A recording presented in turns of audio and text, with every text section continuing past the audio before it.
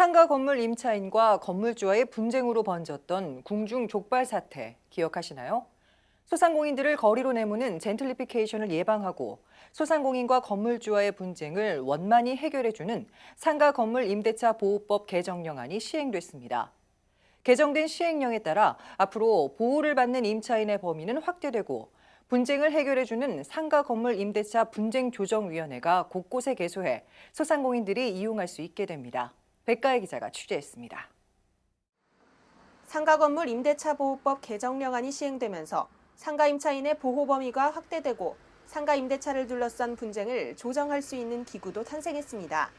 먼저 개정령안은 임대료 인상률 상한 제한, 우선 변제권 등을 적용받는 임차인 보호 대상을 확대했습니다. 보호 대상은 보증금 상한액으로 정해지는데 이 보증금 상한액이 서울의 경우 기존의 6억 1천만 원에서 9억 원으로 확대되는 등 지역별로 대폭 인상된 겁니다. 또한 상가 임대차와 관련한 각종 분쟁을 쉽고 저렴하게 해결해주는 상가 건물 임대차 분쟁 조정위원회가 대한법률구조공단 서울중앙지부 등 6개 지부에 설치됐습니다. 임대차와 관련된 분쟁을 원만하게 조정을 통해서 해소할 수 있는 분쟁 조정위원회가 이번에 4월 17일부로 발족을 하게 되었습니다. 임대차와 관련된 모든 분쟁은 다 조정의 대상이 되는데요.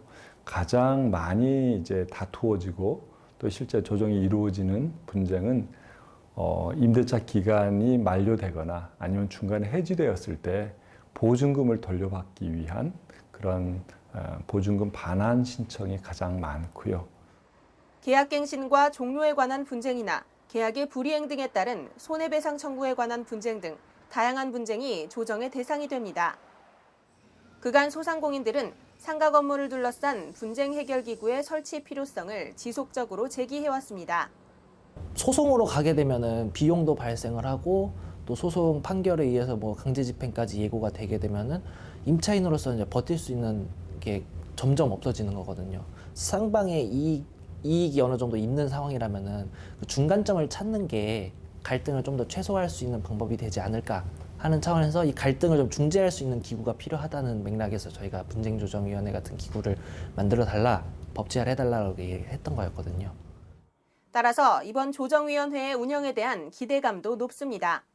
법의 어떤 판단이 있기 전에 분쟁 조정이 먼저 일어나기 때문에 보다 신속하게 분쟁이 조정되는 부분에서는 상가 건물에 대한 어떤 소상공인들의 피해가 줄어들 거라고 생각을 하고 있습니다. 상가를 임대해 영업을 하는 현장의 소상공인들도 반가운 기색입니다. 건물주의 요구로 기존에 영업하던 곳에서 최근 점포를 옮긴 신촌의 한 음식점 상인들은 이번 조정위원회의 개소로 자신과 같은 피해가 생기지 않길 바란다고 밝혔습니다.